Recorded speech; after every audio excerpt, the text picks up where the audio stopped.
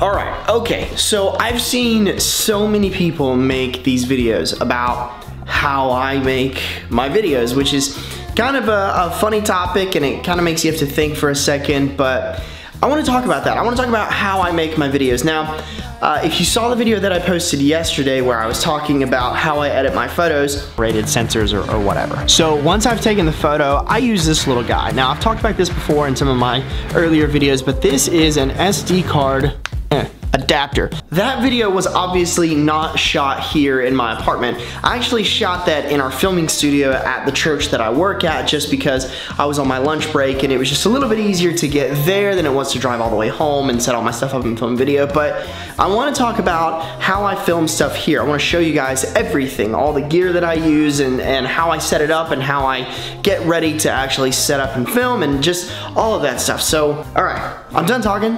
Let's go ahead and do this. Let's start setting up. All right, so first things first, I like to turn the TV on and just have something to listen to. Sometimes you can see in the background of my videos that the TV is going, and the reason that is because I really hate just like silence. Unless it's just dead silence, like complete absolute silence, then I can tolerate it. But for the most part, I like to have some sort of background noise. So a lot of times what I'll do is I'll just go to YouTube, and I like to find some other creator who's making videos maybe similar to mine. Casey Neistat's usually a good go-to, or maybe Peter McKinnon, or Eric Floberg, or Sean Tucker, or one of those people. But yeah, like to have the TV on. Next up, you always see coffee in my videos. That's because I always make coffee while I'm setting up, just because I like to drink coffee while I'm making my videos. All right, now to grab the things out of my bag that I need to make my video. So obviously I need my camera. I think I'll either film this with the 35mm 1.4, or I might use the 16-35, which is what I'm making this video with right now. There's that. I'm gonna need the Rode Video Mic Pro mount, and that's it for everything in this bag. Funny fact about the Rode mic, I'm actually using the church's Rode mic yet again. The reason being is the one that I purchased was working fine until I got home from my Minnesota trip, and I actually realized that all of my audio was for the most part panned to the left side. There was barely anything coming out of the right side. It was all coming through the left. So I had to go through and correct all of the footage that I shot on the Minnesota trip. All the stuff for the commercial, for the vlog, all of it. Huge pain in the butt. So I had to send that microphone back. They're supposed to be sending me another one. It should be here sometime this week. But for this video, using the church's microphone, just because it's the same microphone, and you know, consistency. You gotta stay consistent. All right, back to setting up. All right, so over here, okay. So this is what I have to do every time. Set that right there. This is my Ronin S. I need to use this thing more. This is my tech box. This is the box that my wife designated all of my techie things to live in. In here we have the diffuser for the soft box for my light. And we have a light bulb that I bought from Home Depot that goes to our light. This is a daylight. I think it's 5600 Kelvin light bulb. I don't know how many watts it is. It's not a very like expensive or nice light with softbox, but it does the job. Okay. And the actual, well, tripod, and then the actual light itself, which is right here.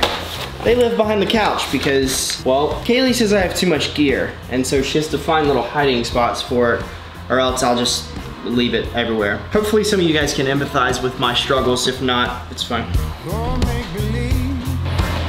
Alright. So first things first, I like to go ahead and get the tripod set up.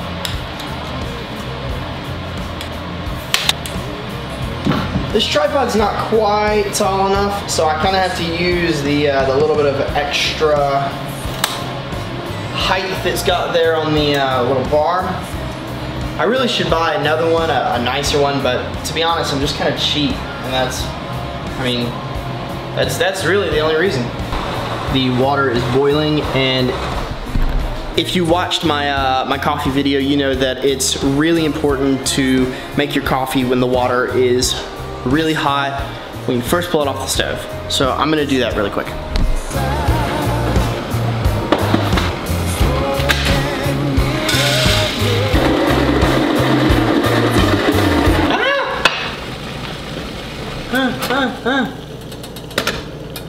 Too hot.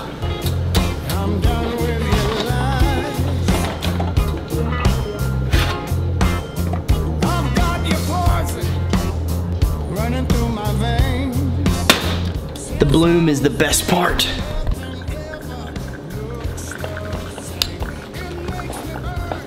All right, so while the coffee is finishing, I'm going to finish setting this up.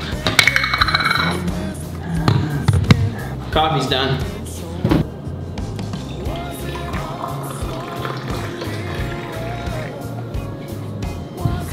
Ooh, yes, that's good.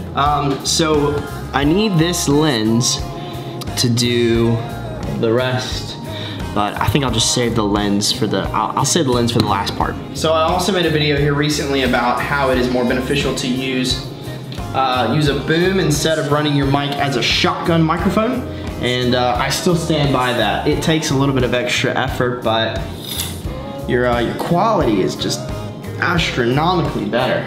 All right, boom pole is up. Time for the light.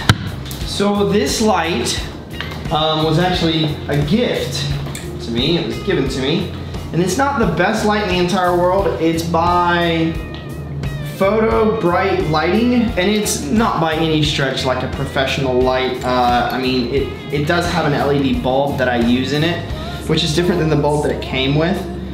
So that's good. There's not a whole lot of inconsistencies in the actual light. So it opens up like that. You can take the light bulb, pop it right there in the middle, take your diffuser, turn on like that. That's how it sets up. So now just take it, turn it around like this, and raise it up pretty high, angle it down, and plug it in.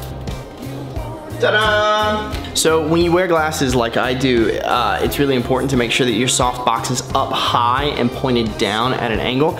Not too high, because then you get these shadows underneath your eyelids and it creates a really not flattering look. But you definitely want to get it up a little bit higher, because it's going to help you avoid glares on your lenses. You might still have some glares, but not nearly as many as you would as if it was right here at eye level. And here we go, we got the tripod, the camera with no lens. I might put the 35 on it, but I don't know, the 35 is a bit too tight for me. I definitely like the way that this 16 to 35 looks. We have the boom pole for the mic, which there's no mic because it's on the camera right now. And then we have the softbox right here, which is definitely overexposed. And the most important part, we have the coffee right here. Also, please ignore that there's a cutting board, a cup, and a bowl in there. It's just kind of, we haven't done dishes today, but our house is so much cleaner than that usually. I mean, as you can tell, it's pretty, apart from my bag, it's generally pretty immaculate and clean in here. All right, it is time to take this lens off, take this microphone off, pop them on, and show you guys what the final product looks like.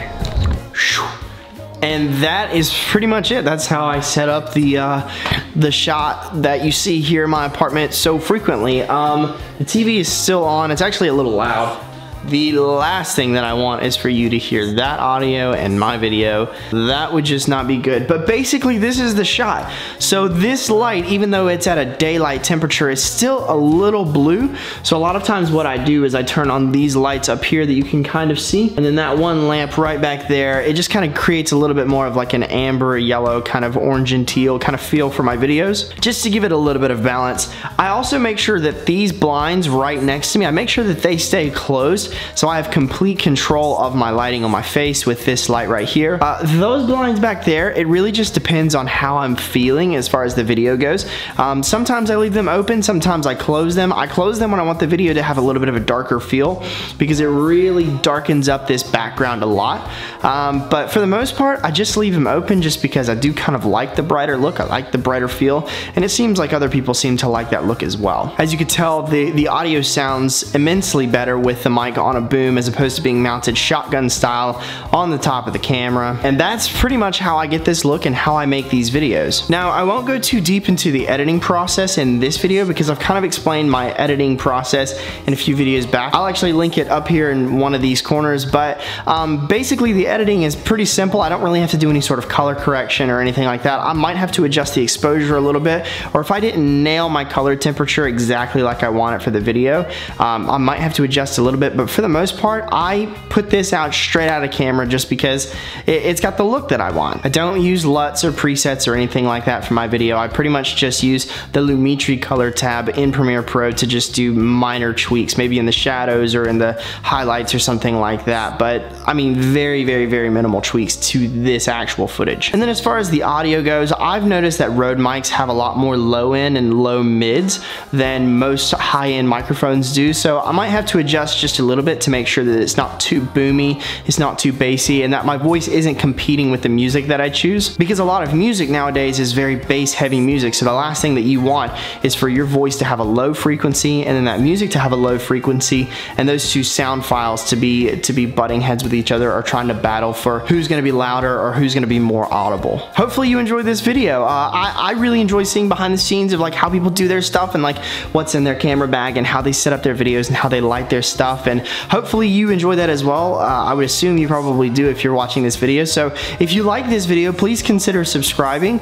Don't forget to give it a like, because when you like my video, it kind of helps it get a little bit higher up on the list when people are searching for behind the scenes to YouTube videos and that sort of thing. And also don't forget to comment, just because I really like to talk with you guys and hear your reactions and find out what you think of these videos and what you like and what you dislike and what you learned. And some people even leave their Instagram handles down in the comments, and I go and I check them out on Instagram, and that's just a fun way for me to get to connect with you guys and find out exactly who's watching my videos. Again, thank you guys so much for watching this video, and I will plan to see you in the next one, which will be probably Thursday. If not, it'll be really soon. Alright, I'm done talking. Have a good one.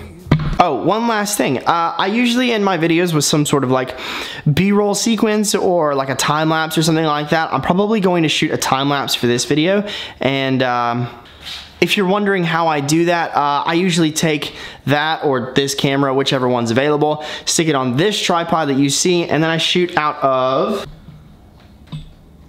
usually one of these windows right here, just to get a good time lapse of the street or whatever's happening outside of our building, or whatever's a good angle or something popping or interesting happening downtown. So I use the time lapse setting built into the 6D Mark II, and I don't do auto anything. I manually adjust my ISO and shutter speed and all that other stuff. So yeah, okay, so now that I'm done talking about that, here is the time lapse that I just filmed out of this window.